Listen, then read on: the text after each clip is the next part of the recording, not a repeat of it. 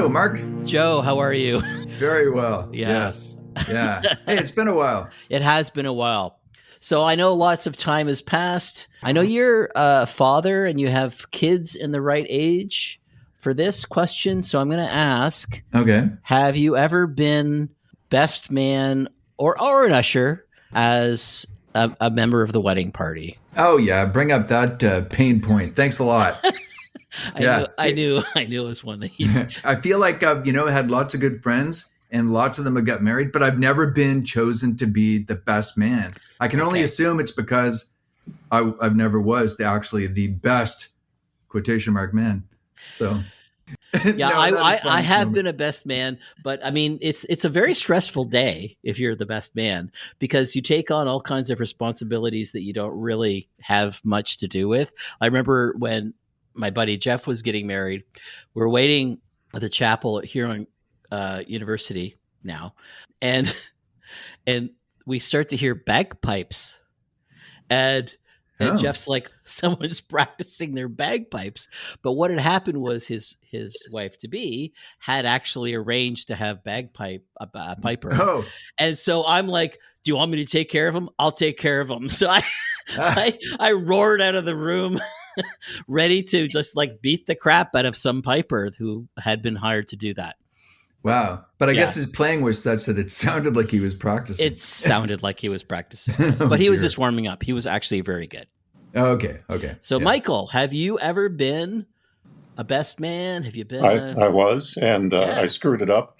I was a best man for my friend Rodney's wedding, and he had a wedding rehearsal the night before the wedding. And so I showed up, and my friend Rodney said, "Where's your tuxedo?" And I said, "Who wears a tuxedo to a wedding rehearsal? I mean, we're not going to be wearing tuxedos to the wedding, so why would we wear it to the wedding rehearsal?" And he gets all red in the face and says, "What do you mean we're not wearing tuxedos to the wedding? Of course we're wearing tuxedos to the wedding." And I didn't have a tuxedo, needless to say. So I raced around town trying to find a tuxedo in time for the wedding. And he was not happy about that. Was this in Chicago? Yes. So luckily you could find a place where you could rent it. Yeah, it was not like my cousin Vinny where I ended up having to get a green velvet double-breasted Liberace tuxedo. Yeah. It was enormous. One of my favorite movies. Mine too. I think I've seen it about 15 times. Did you say Utes? Utes. Okay, so this we've decided. So we're season 4 now, and we're just figuring out how to do this podcast in the 4th season. So Michael Antman, welcome to our podcast. Thank you. Nice to see you. And we've decided we're not going to force the guests to introduce themselves anymore. We're actually going to do the duties ourselves. And I had it all ready, and now it's gone. Cheers. I might have it here. Oh, well, yeah. In which case you can do the honors. So, Michael, welcome to the podcast. Michael Antman is the author of the novel Cherry Whip, Everything Solid Has a Shadow, and the recently completed novel A Distant Place of Slaughter. He is a 2-time finalist for the National Book Circle's Balakian Award for Excellence in Book Reviewing. I hope I pronounced that right. He's also a theater critic, urban photographer, and poet, and formerly the global head of marketing for a Fortune 100 company. Is that correct? Correct. Okay, there we go.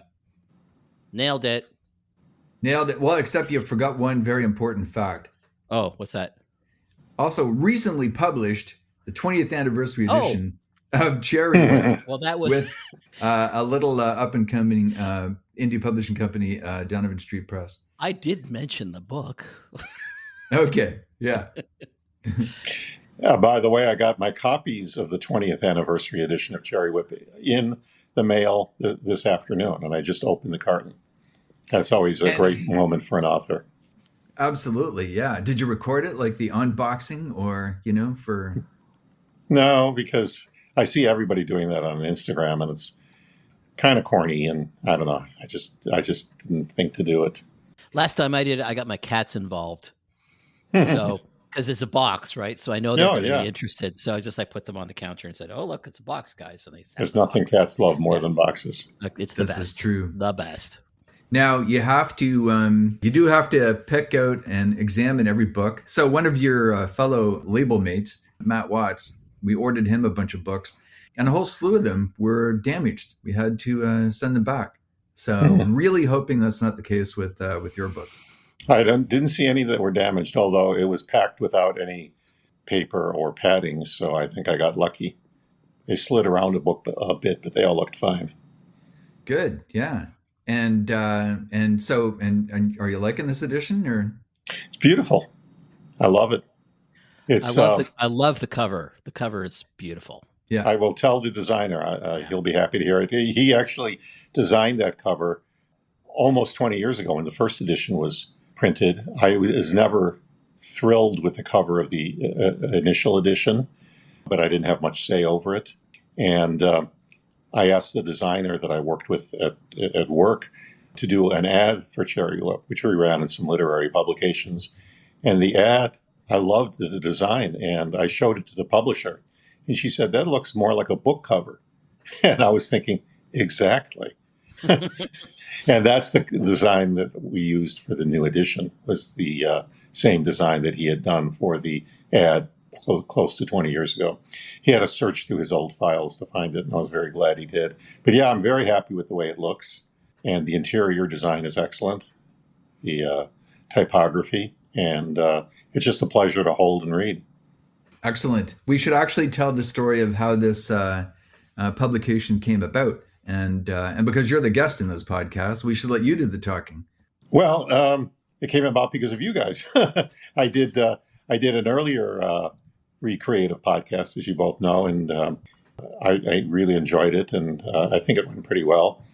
And afterwards, I believe, Joe, you had a conversation with my friend Christopher Guerin, and the two of you talked about Cherry Whip. And separately, Mark, you had mentioned that you really liked the book, and somehow it all coalesced, and you having a new small press kind of thought that maybe this would be a potential candidate. And separately, I kind of, plucked up my courage and said, would you be interested? Because it's, as you both know, a very unusual thing for a small press novel, first of all, to stick around for 20 years with the original publisher, and then for it to be republished by a different small press.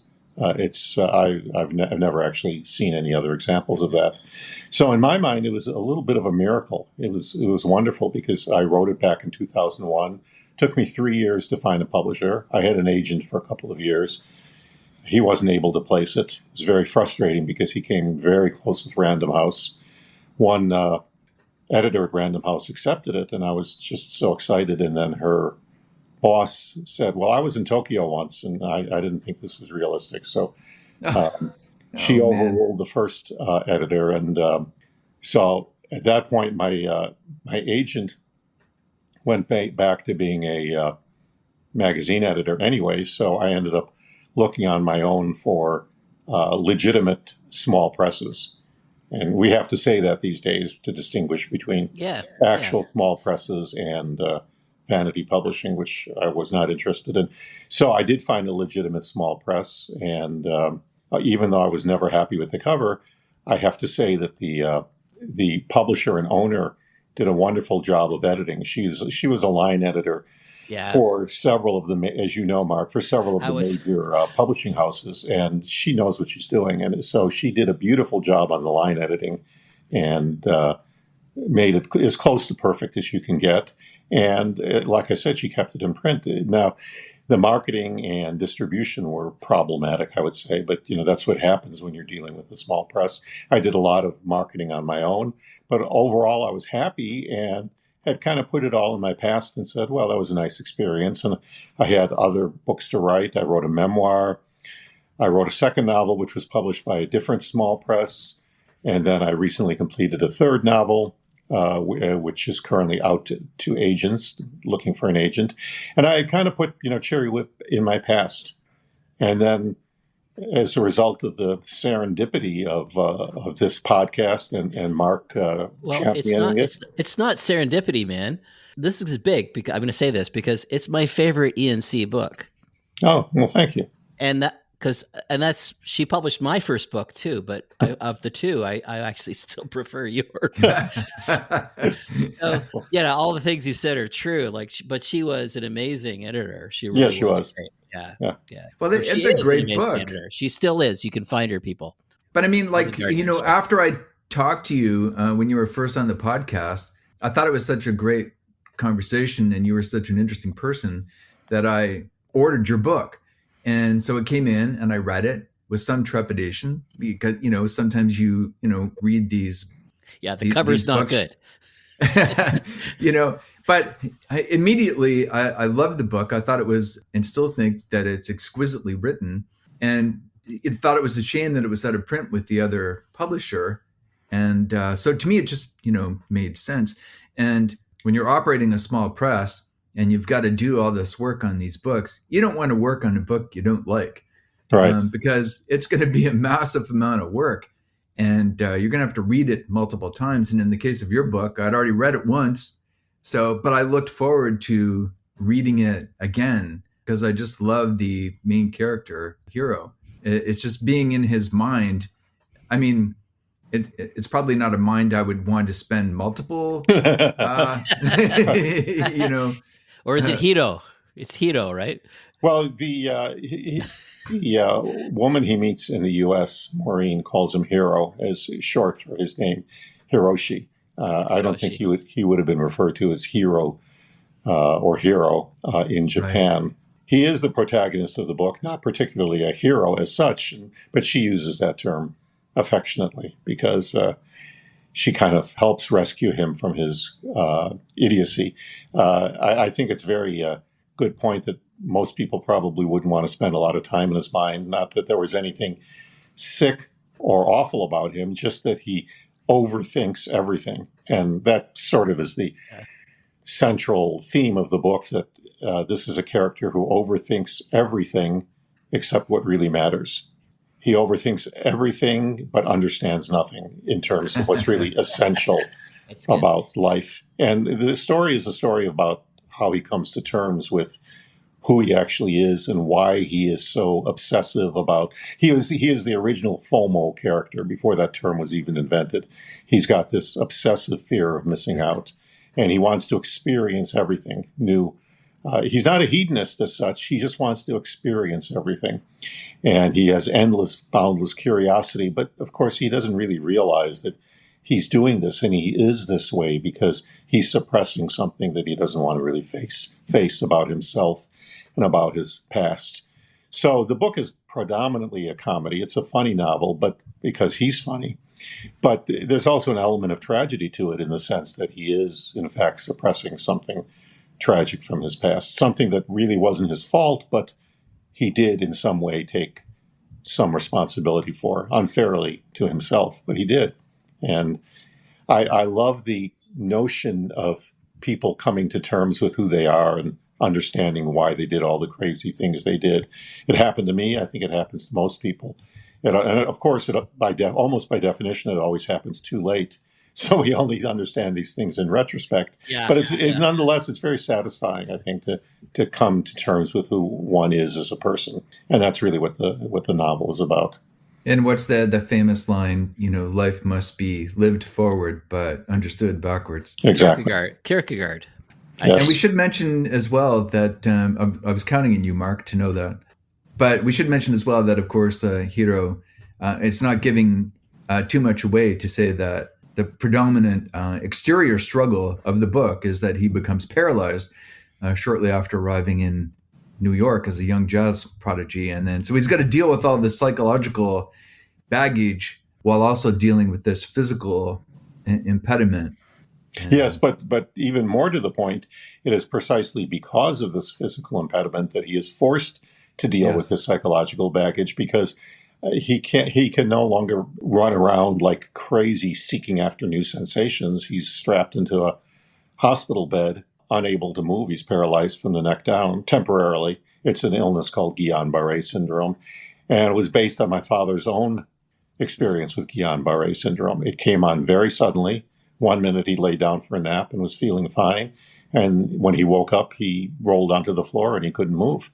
and the only parts of him that moved were his vocal cords and his eyelids.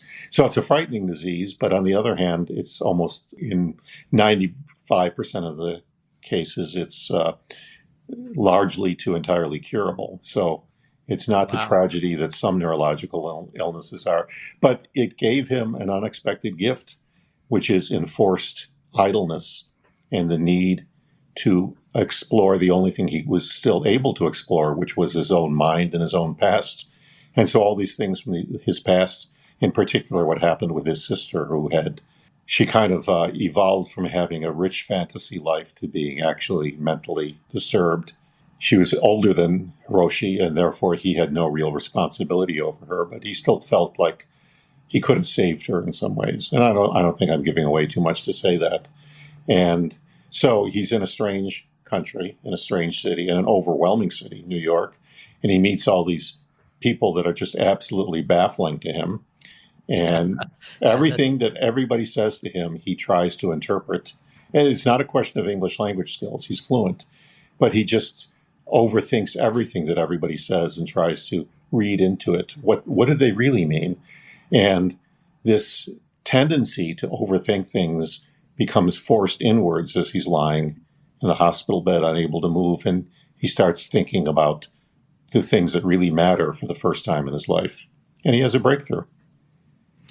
So, and he's obviously Japanese. He's and because you lived in Japan, and and I know that the one thing that you wanted to talk about today was a collection of volumes about the history of haiku. Right.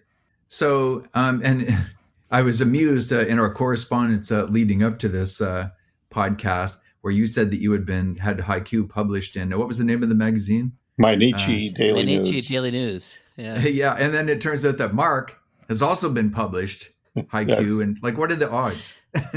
Yeah, I would say pretty high. I mean, I think Olga had specific tastes, so I think actually the odds are actually pretty high that a lot of her authors might have been published in that. Okay. The interesting thing is that Mainichi means daily. Yeah. So the Mainichi Daily News is the daily news. It's the daily news. It was a newspaper, and they had a little corner devoted to the haiku of the day, and I submitted one, and Mark did too. I don't really think Olga had anything to do with it because she was not particularly interested in Japan.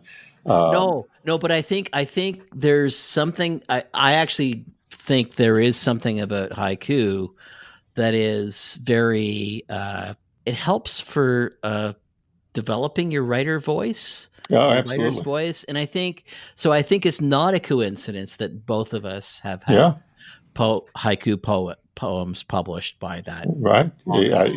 I think it helps develop concision, subtlety, and also the art of juxtaposition, which are all three cardinal characteristics of a good haiku. Yeah, that's what I meant by that. Yeah. Yeah. Okay, but now I want to take a poll. Okay, of all the people listening, and of all the people that I've ever known in my life, how many have ever had haiku published in Mainichi Daily News? Yeah, okay, and fair enough, Joe. Yeah, you got me on that one. Two, you two. Yeah, I think we are probably the only two. Maybe. But I didn't even live in Japan, so you lived in Japan for a couple of years, right? Yeah. Yeah. No, but I got to clarify. The haiku was in English, right? Oh, it was English. Yeah, it was English. Haiku, Okay. My Japanese was never good enough. In fact, when I lived over there, I'd actually visited a couple of years previously, and I spent 3 weeks there after I quit my job. I had kind of an early midlife crisis. But then after I got married, we moved there, and we studied Japanese assiduously. We took lessons together for the whole 2.5 years we were there. And we lived next door to a young couple who had a couple of kindergarten kids. They were twins. And we became friendly with the family and with the twins. And we would talk to the twins in Japanese because, we were very proud of our newly acquired Japanese skills. And one of the kids looked at both of us and said, in Japanese, "Why do you guys talk so funny?"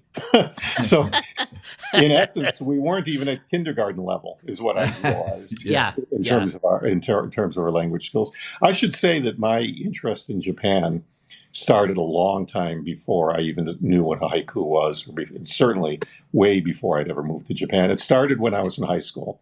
And I want to tell this little story because it's illustrative, I think, of how little incidents, little moments of serendipity can really determine the course of a person's life. Sort of a sliding doors kind of story. So between my junior and senior years of high school, I desperately needed a summer job because I had no money. And I went, and in those days, of course, you didn't fill out online forms. You walked up and down the street. So I walked up and down the street looking for businesses, and I stepped into a dry cleaning establishment in laundry. And I said, I'm looking for a summer job. And the guy, a very gruff guy, said, well, we need a porter. And I didn't know what a porter was. And to be honest, to this day, I'm still not sure what a porter is. I don't mean a railroad porter. This was some other kind of porter. I think it might have been something like a janitor. But I kind of looked befuddled, and I think I must have said, do you know what a porter is, Mark? I know what a porter is, yeah. What is a porter? A porter is someone who carries things. No. I don't think that's what he meant. I met the most amazing people I ever met in Nepal were a family of porters who carried our stuff. They were amazing.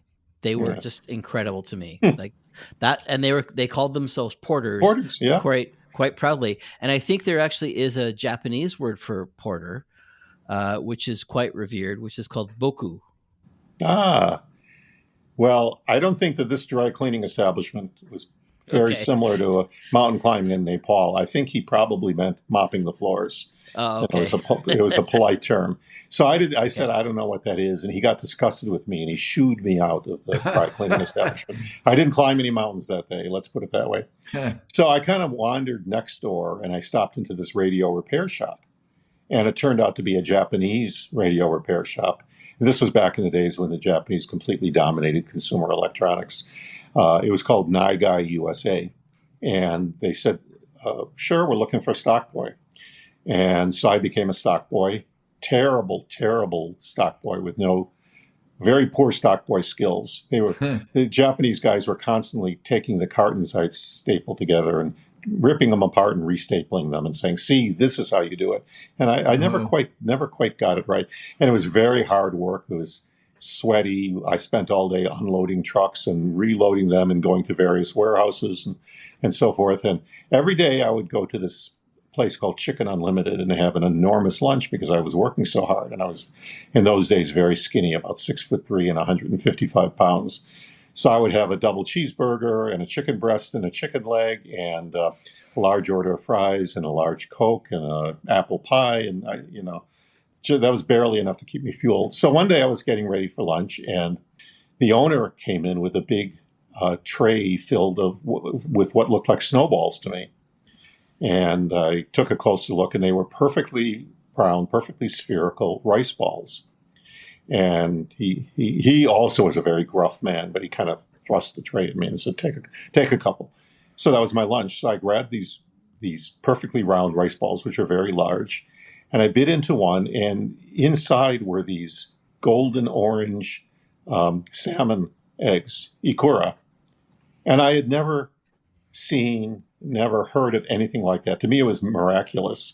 I couldn't believe it when I saw it in there because it was so colorful and bright. And most of all, exotic. I mean, I grew up eating burgers and meatloaf and chicken soup. And this was so exotic to me that I swear that literally at that instant, I fell in love with the idea of Japan and Japanese culture. And that was what led me, when I got my first real job at the Chicago Board of Trade after college, when I got my first paycheck, I went out and I bought this incredibly expensive 6-volume set of haiku by the famous translator R.H. Blythe. And they were beautiful volumes. They were bound in a material that looked kind of like burlap. It's kind of hard to explain. Never seen another book like it then or since. And I'm sure they're not available at all anymore. I don't remember how much it cost me, but it probably ate up a good portion of my paycheck. And I began studying Japanese literature, and that was what sort of set me on my journey. So that many years later, when I needed a break from my job and from life, I went to Japan for 3 weeks and explored. And then later, when I got married, my wife and I were both really sick of our careers. So we decided on an impulse just to get a job in Japan, and we moved there. And so it all happened because I didn't know what a porter was. That's great. Now I wish I'd bound your book in burlap. I actually have one of those too. Oh, do you? It's a very old. It's not Japanese though. It's a old. I think it's English publisher, but it's a fairly original translation of All Quiet on the Western Front. Oh, really? And it's got bound the same way? Yeah, it's burlap and it's got red. Yeah, it's from my grandfather's library, and it's beautiful. It's beautiful work. Yeah. They're incredibly sturdy books. I mean, I can still read them today. Yeah. This is now 48 years since I purchased them, and the pages are still white and the type is still fresh. Yeah, my edition's like 95 years old or something, and it's still readable. Wow, amazing! So you said this is a 6-volume history of haiku. Now I'm going to sound like the Philistine that I am, I guess. Is there that much information about haiku to generate God, dude. 6 volumes of like how? I would say that's only moderately Philistine compared to. Of course, there is. The interesting Have thing you spent any time at a library? Oh my God. You can find 12 volumes on the intestinal tract of a cockroach. Okay, but see, you're talking to someone who's currently reading a 500-page comic book of Starman. Okay, so that's okay. Well, there you go. There you go. So, but it's actually quite excellent. But anyway, tell us about this. Right. What is in it? There's a saying in Latin, multum in parvo. I'm not sure if I'm pronouncing that correctly, which means the world in a microcosm. And that's what haiku is. They're very small, obviously. The English version of haiku is 5-7-5, as you know, 5 syllables, 7, and then 5. It's not exactly the same in Japanese, but it's kind of an approximation. So they're very small. Virtually every haiku has a seasonal element. And most haiku feature some sort of juxtaposition. And they also are kind of like a neutral observation of the natural world in which the ego of the poet is in most cases not present. There are some exceptions.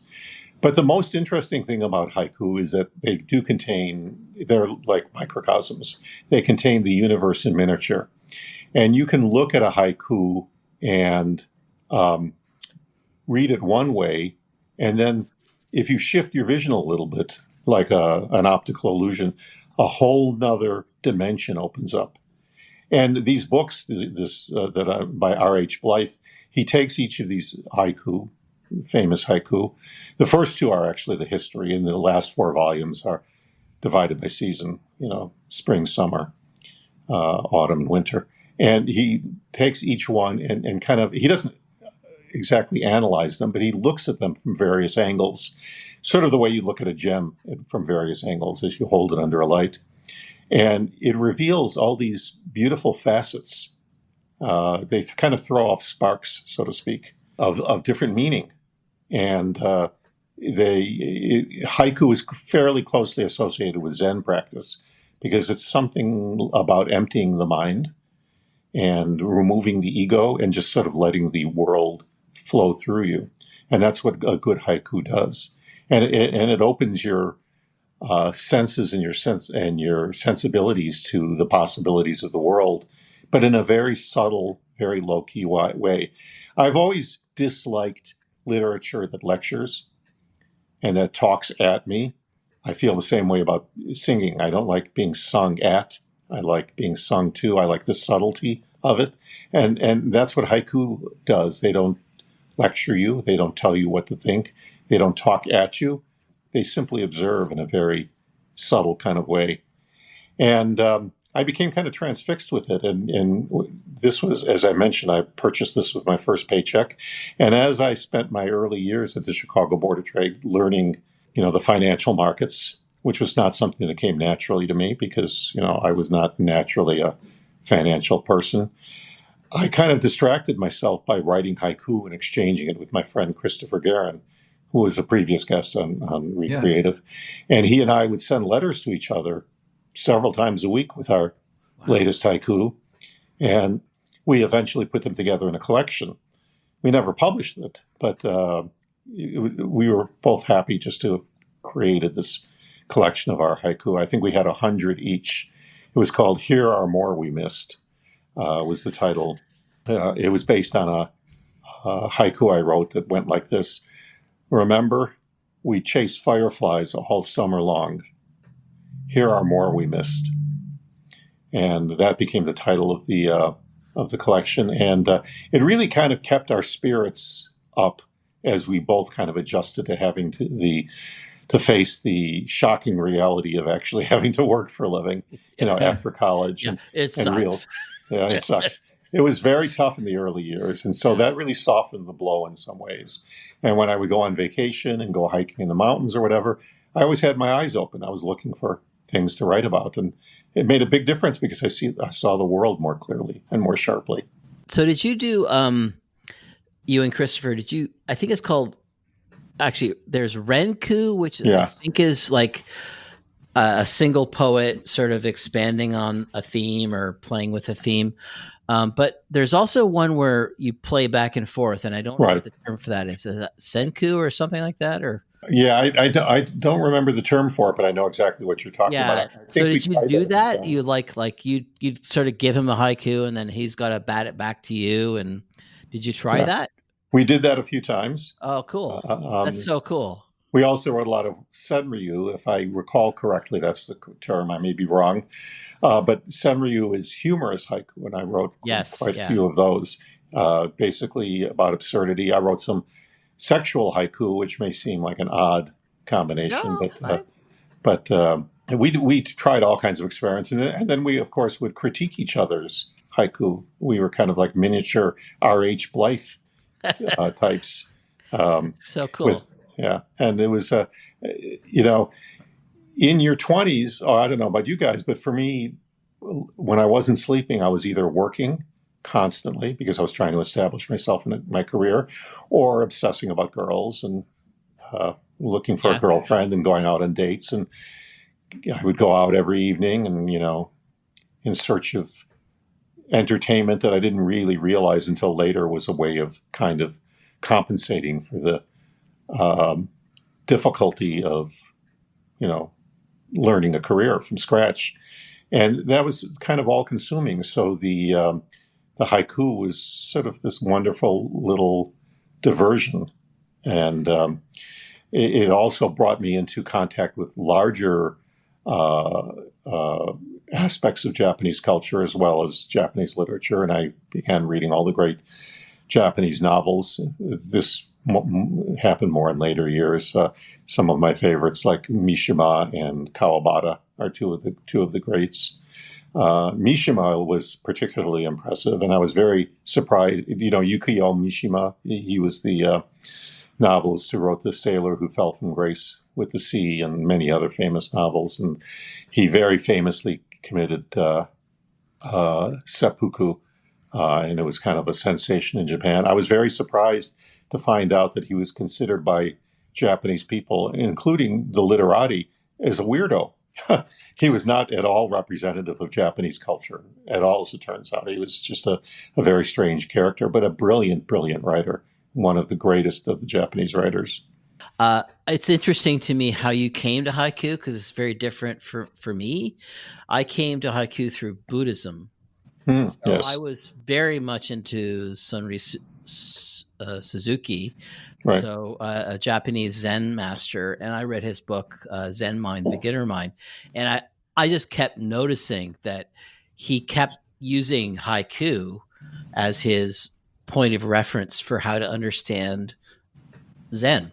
And I was like, and I'm like, okay, that's interesting. And then I was like looking at some of the haiku in the end notes, and it's just like, oh, this basho guy may be something that I should learn about. So that's really all I know about haiku is about those two things. It's like about Suzuki and basho, and I just read all of his haiku, and they're gorgeous. Yeah, he was the master. He was perhaps the greatest of all the haiku poets. And they're just so beautiful, and they're just so perfect. Like they're just perfect little Buddhist gems of how to understand that we live in this weird world, and it doesn't really make any sense, and we have to make sense of it. That's my interpretation. I think that's exactly right. I had a professor in college, and here was another bit of serendipity or good luck. I took a creative writing course with a poet named Lucian Strike. I knew so little about him. I thought Lucian was a woman's name, and I came in and found this very dashing figure who was a veteran of the Second World War, and he looked like the classic poet looks. There's a Doonesbury cartoon where a student is sent to pick up the visiting poet at the train station, and he says, "How will I know which one is the poet?" And his teacher says, "Oh, you'll know." So he comes to the cafe next to the train station, and there's a line of 5 or 6 guys hunched over their coffee. And one of the guys has autumn leaves blowing across his face, and the wind is blowing his hair. And there's the poet. There's the poet, yeah. And that's exactly what Lucian Strike looked like. And he himself was a Zen poet and probably America's foremost translator of Zen poetry. Became very famous within that very limited circle, of course. And he was a wonderful guy and an excellent teacher. And I learned a lot from him as well. But again, that was a pure luck. It's not as if I went off in search of him any more than I went off in search of Naigai USA, the radio repair shop. I guess it was just sort of fated to be that way. And I turned him into a major character in Cherry Whip. He is the character of Hiroshi's father, the one who, as I say in the novel, torments Hiroshi with his support. Was based on Lucian Strike, my professor. A very similar personality. That he was really focused on greatness. He was a Zen practitioner and had all the qualities you'd associate with that. And yet at the same time, and I don't think I'm giving anything away because he's passed on. He was very obsessed with success and was very bitter that other poets had received prizes that he had not received, and was always talking with envy about other poets. And it seemed to me, even at the time, to be very contrary to the spirit of Zen Buddhism. And yet, at the same time, I think I recognized then, and I recognize even more now, that first and foremost, he was a human being. And all human beings, no matter how exalted they are still subject to, common emotions like envy and jealousy and competitiveness and so forth. And I have great affection for him precisely because he was so human. So today I watched the premiere of the new series of Shogun, and which is quite excellent. I've only seen one episode, but it's pretty stunning. And in it, one of the characters says that we believe in this country that everyone has 3 hearts. The one heart that we show the world, and the one heart that we only show our friends, and then the one heart which is the secret heart. And what you're saying about your poet friend strikes me as, so he's got the one heart for the Zen, and then he's got the other heart which is seeking greatness, and which kind of explains the superficial conflict that it's like, how could he be one or the other? Well, he's got the 2 hearts, and then there's probably another heart that never showed anybody. Well, you're going to love the rest of the series because you'll get a chance to experience some great Zen poetry or some great haiku. That's the interesting thing for me, is that poetry is not valued very highly in our culture. Is it still valued in modern day Japan? Oh, that's a good question. I don't know. I don't know the answer to that. Yeah, I would say that it is to some extent. I happened to live in Japan when I went back the second time after getting married. My wife and I were there at the very height of the Japanese economic boom. And it may seem quaint to think back on this now, but at the time, everybody was worried that the Japanese were taking over the world. Yeah. And now, of course, that's the furthest. It does seem very quaint. Very quaint. It's the furthest thing from people's minds. But at the time, the Japanese were just ahead in everything. And part of one of the side effects of that is that they were really kind of leaving behind their traditional culture. And a lot of the primary practitioners of some of their great traditional art forms were foreigners who appreciated what the Japanese themselves had kind of lost in their focus on, their economy and invention and to be, blunt, money. I recall there's one art, I don't recall the name of it, that consists of taking broken pottery and mending it with little bits of molten gold, and it's absolutely gorgeous. Yeah. And I saw one of the practitioners of it that was most highly esteemed, and he was a Westerner who I believe he was Dutch, and that was very typical of Japan at the time. I'm kind of hoping that now that Japan has kind of come to terms with the fact that they're not really on top of the world anymore, that they're kind of rediscovering some of the things that make them unique. Basically everything. I liked everything about Japan, at least up until Imperial Japan, obviously. That was a terrible, terrible period in their history. But everything before that and after the American occupation, I admire the way they look at the world. I admire the way they conduct themselves, and I admire their arts. So I'm hoping, although I don't know this for sure, that they have placed renewed emphasis on all their great traditional arts. So that's interesting thematically, because you mentioned that your poet friend and the character in your novel, Hiro's father, resented the lack of success. Right. And now Japan, you spoke of Japan kind of having to come to terms with the fact that they're no longer on top of the world, which is something that probably the British Empire as well, and Mark and I think have spoken about this previously.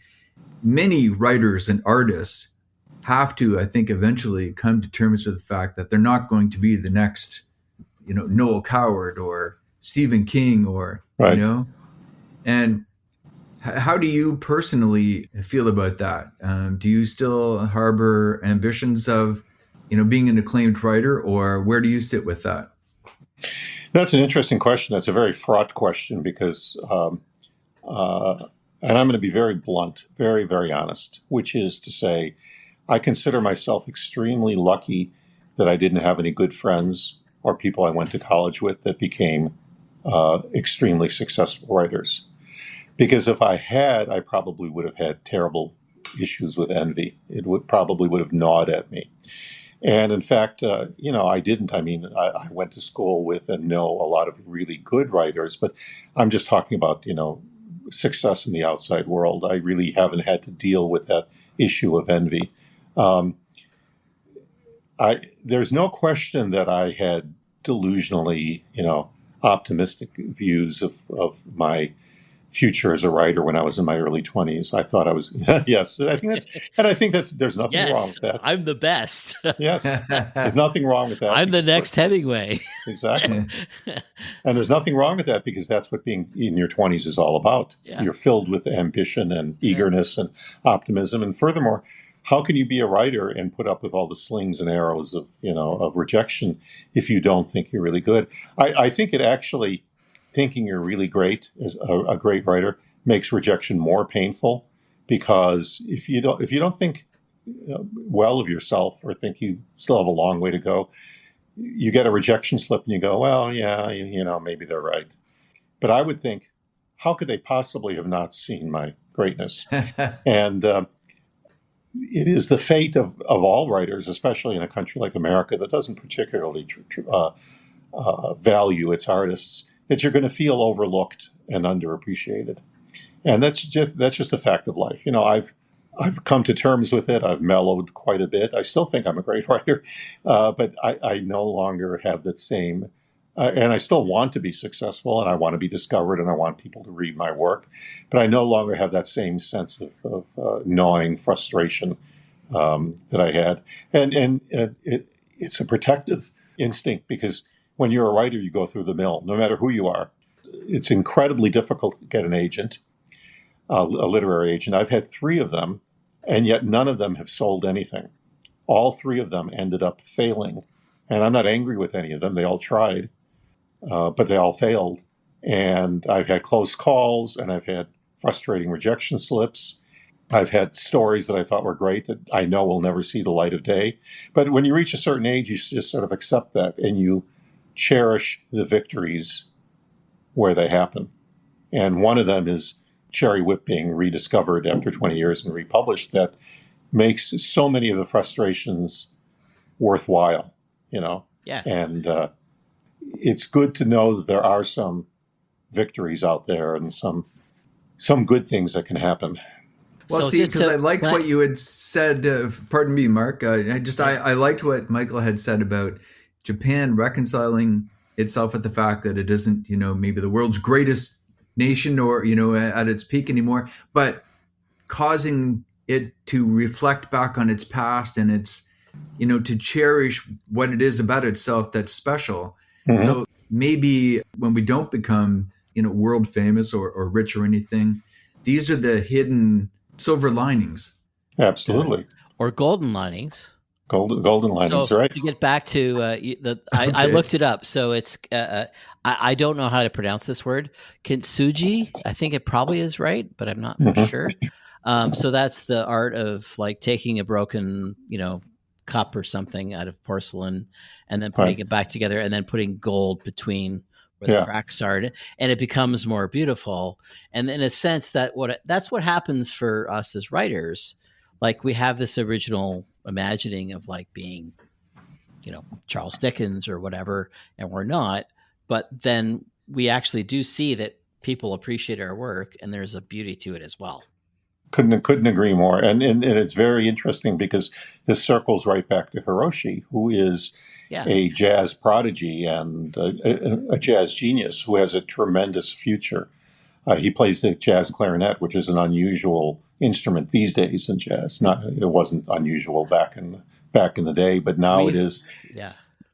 But he sees his career foundering when he becomes paralyzed, and he thinks he'll never be able to play again. And it's the one thing that that made him feel good about himself. And he, just like Japan, just like us, has to come to terms with dashed hopes and reduced expectations. And what do you make of that?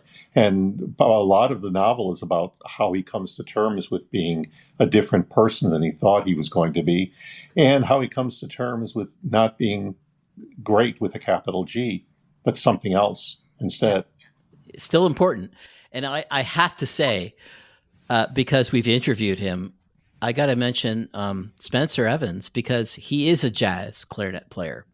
Oh, interesting. And he's amazing. He's the most incredible musician. And we had him on the show a while ago. And same thing. He lives in Kingston, Ontario. He's got a sort of limited number of places he can play, but he's making a go of it.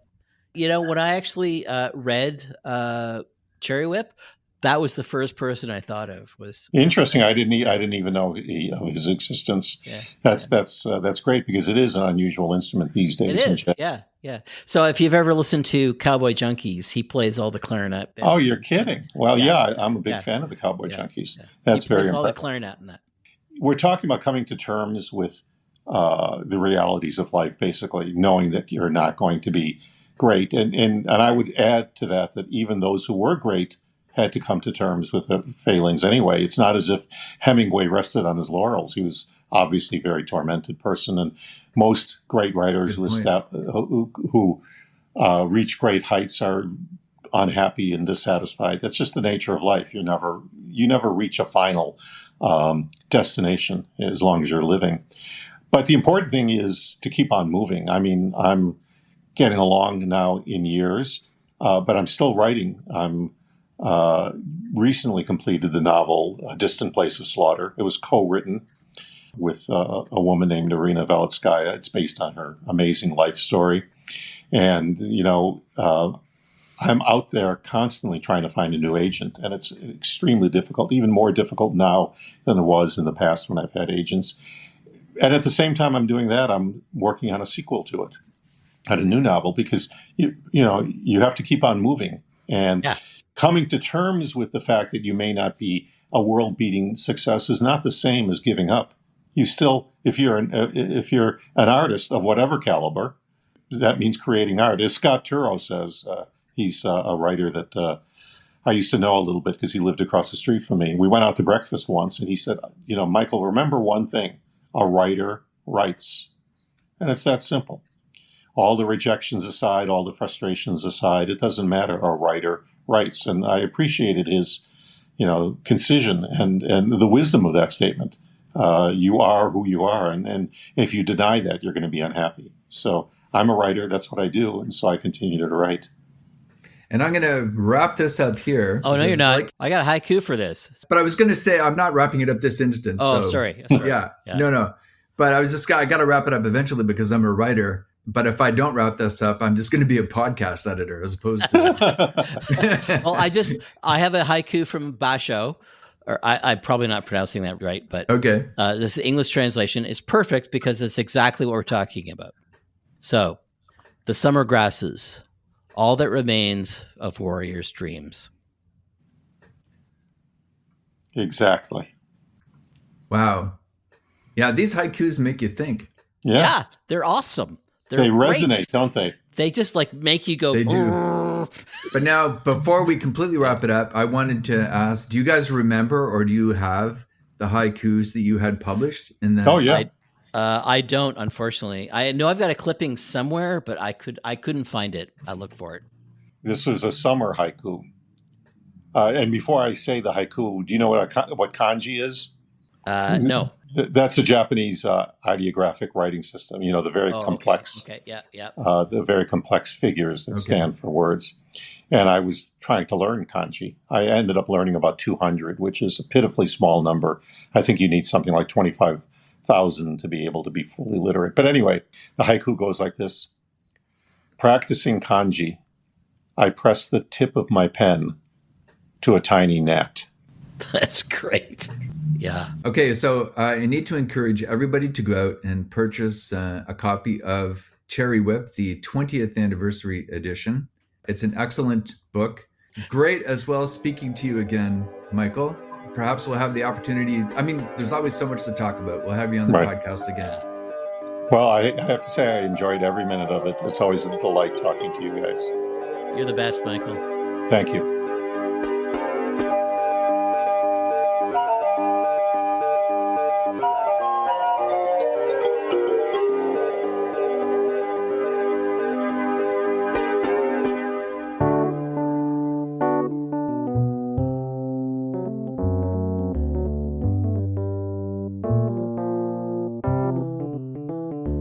You've been listening to Recreative, a podcast about creativity and the works that inspire it.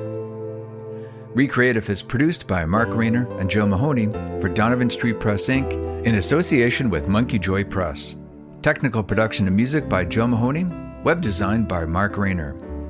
You can support this podcast by checking out our guests' work, listening to their music, purchasing their books, watching their shows, and so on. You can find out more about each guest and all of our past episodes by visiting recreative.ca. That's re-creative.ca. You can contact us by emailing Joe Mahoney at donovanstreetpress.com. We'd love to hear from you. Thanks for listening.